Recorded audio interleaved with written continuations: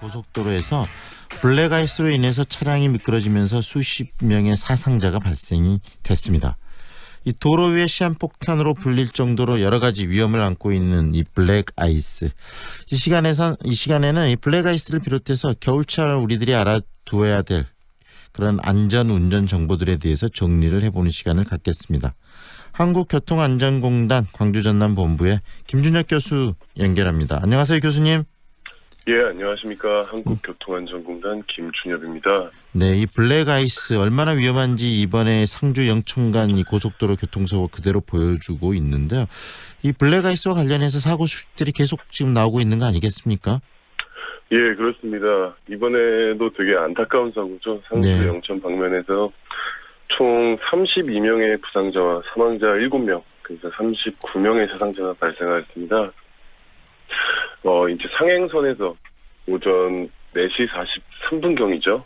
이때 총 사망자 6명과 그리고 부상자 총 14명으로, 그리고 또 2km, 3km 떨어진 하행선 상주 방면에서도 약 5분 뒤인 4시 48분경에 이제 사망자 1명과 그리고 총 부상자 18명으로 이러한 각각 약 20여 대가 추돌한 사고가 발생하였습니다. 네. 지금 현재는 이 일대가 이제 전면 차단됐다는 소식이 있고, 아직 네. 사망자 수는 확정되었지만 나머지 사고는 조사 중에 있습니다. 네.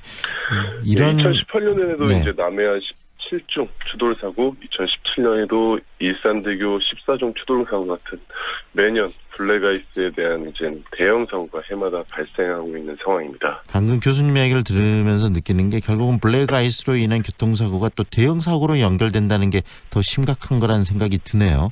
예, 그렇습니다. 항상 이렇게 대형 사고가 매년 반복하고 봄이 들기 전까지는 언제나 이 블랙아이스를 주의하셔야 된다는 이런 생각을 항상 갖고 있어야 될 거라고 생각합니다. 알려주세요. 이 블랙아이스라는 게 왜 어떤 이유로 생기는 것이고 어떤 위험성을 갖고 있는 겁니까? 예, 블랙아이스는 흔히 이제 도로 위의 암살자라고 불립니다. 이 블랙아이스는 기온이 갑작스럽게 내려갈 경우에 내렸던 비나 녹았던 눈이 얇은 빙판으로 변하는 현상입니다. 네. 이 검은 아스팔트 도로에 눈이나 특히 이 도로 표면에 스며들어 생성된 얼음으로써 이 공기 중에 매연이나 먼지 등에 뒤엉켜서 검은색을 띠기 때문에 이 블랙아이스라고 불려지는데요. 네. 이 블랙아이스 현상이 위험한 이유는 되게 두께가 얇고 검은색으로 보이기 때문에 운전자들이 육안으로 파악하기가 어렵고, 단순히 젖어 있는 것처럼 보이기 때문에 사고 위험성이 눈길보다 더 크게 됩니다. 또 이렇게 매끄럽게 코팅된 것으로 보이고 기포가 없이 형성되어서 운전자들이 볼 때는 그냥 젖어 있는 도로로 이가 쉽고, 서행하지 않을 시에는 이 대형 사고로 이루어지기가 쉽습니다. 결국은 블랙아이스를 운전자들이 블랙아이스인지 알 수 없기 때문에 고속으로 달리고 거기서 이 브레이크나 이런 제동 장치들이 제대로 기능을 못해서 큰 사고로 이어진다는 이야기 아니겠습니까? 예, 맞습니다. 네. 어떻습니까? 도로 위에서의 블랙아이스로 인해 발생한 사고들, 추세들도 좀 알려주시겠어요? 예, 최근 5년간 이 블랙아이스 사고 사망자는 706명에 이릅니다. 네. 상당히 많은 숫자이죠. 네. 그리고 또한 저희 한국교통안전공단에서 최근 2016년부터 2018년도 이 교통사고 발생 현황을 분석한 결과 이 치사율에도 엄청난 차이가 있었습니다. 이 마른 도로에서 난 사고의 치사율은 1.79%, 이 치사율이란 사고 100건당 사망수를 따지는 치사율인데요. 네.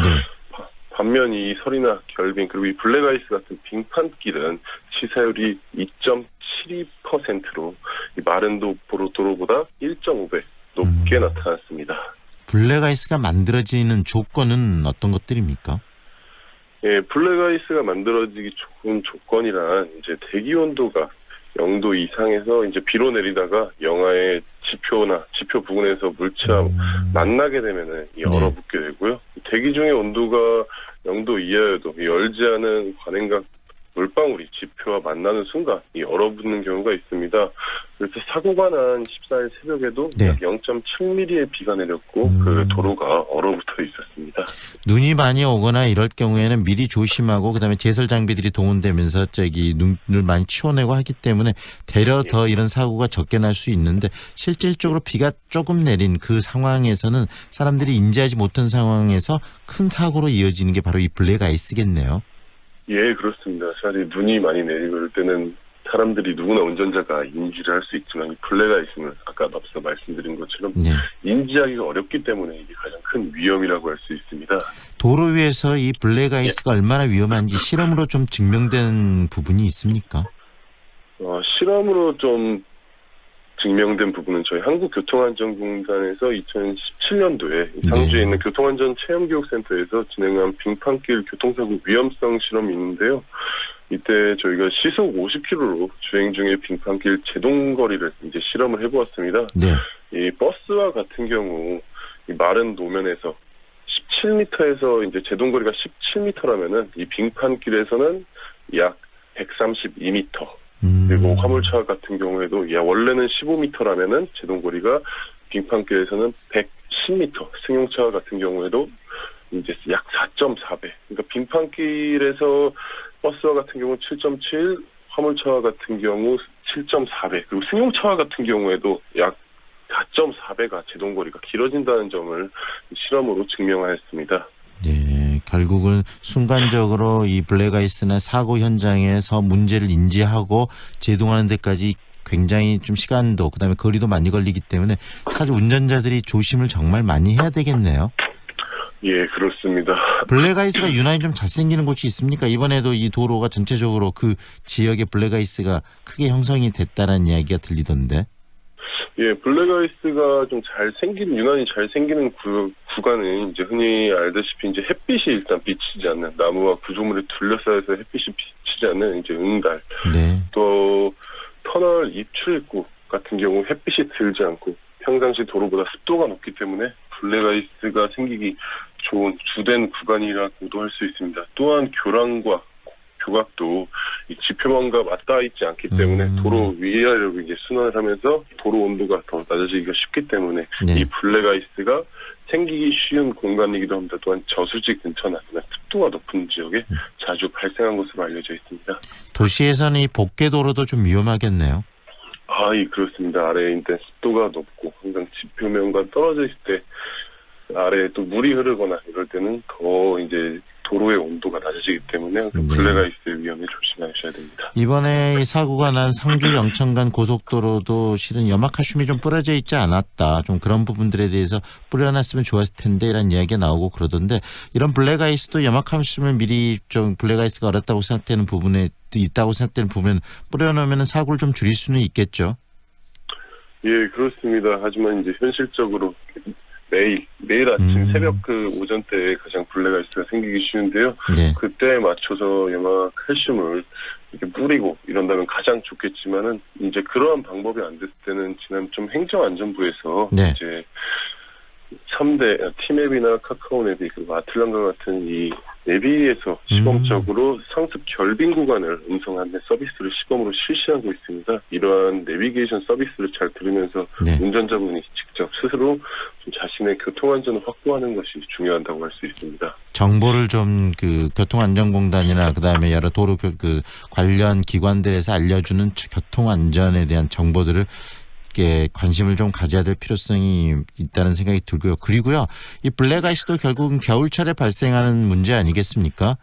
특히 예, 운전 중이 추워지는 겨울철, 특히 얼어 있는 구간들도 많고 그렇기 때문에 좀 특별히 고려해야 될 운전 방식이 좀 있을 것 같아요. 방법이 그 이야기 정보도 좀 주세요, 교수님. 예. 근데 기본적으로 제동거리가 길기 때문에 서행과 안전거리 유지는 사실 기본이라고 할 수 있습니다. 평소에도 서행과 안전거리 유지는 중요하지만 이렇게 제동거리가 길고 빙판길이 자주 생기는 겨울철에는 항상 서행과 안전거리 확보에 유의해 주셔야 되고요. 또한 블랙아이스에 이제 접어들었을 때는 브레이크 사용을 자제하고 브레이크를 사용하신다면 부드럽게 여러 번 밟는 이른바 펌핑 브레이크가 필요합니다. 또한 만약에 이 빙판길에서 미끄러졌을 때는 네. 그때 당황하지 마시고 똑같이 그 미끄러진 방향으로 핸들을 조향하는 것이 그 중심을 잃지 않고 그 차가 스피닝하지 않는 이런 방법이라고 할 수 있습니다. 굉장히 중요한 말씀하셨는데 미끄러지기 때문에 순간적으로 운전자들은 미끄러지는 반대 방향으로 핸들을 돌리는 그런 습관이 있는데 그게 아니고 그렇습니다. 미끄러지는 방향을 타면서 핸들을 조절을 해야지 된다는 말씀이시네요. 예, 그렇습니다. 핸들을 네. 그쪽 방향으로 돌리고 핸들을 똑바로 잡고 왜냐하면 직진하는 방법으로 하시는 게 중요합니다. 브레이크도 한 번에 길게 밟는 것이 아니고 펌핑 브레이크의 형태로 해서 이 짧게 자주 밟아서 이 제동력을 높여줄 필요성이 있는 것이고요. 예, 그렇습니다. 네. 앞으로 이 부분들에 대해서 이 블랙아이스의 대형 사고들 정말 운전자들 비롯해서 모두가 함께 좀 고민해야 될 그런 상황이 아닌가 싶습니다. 오늘 유익한 정보 잘 들었습니다. 교수님 고맙습니다. 예, 감사합니다. 지금까지 한국교통안전공단 광주전남본부 김준엽 교수와 함께했습니다. 오늘은 전국에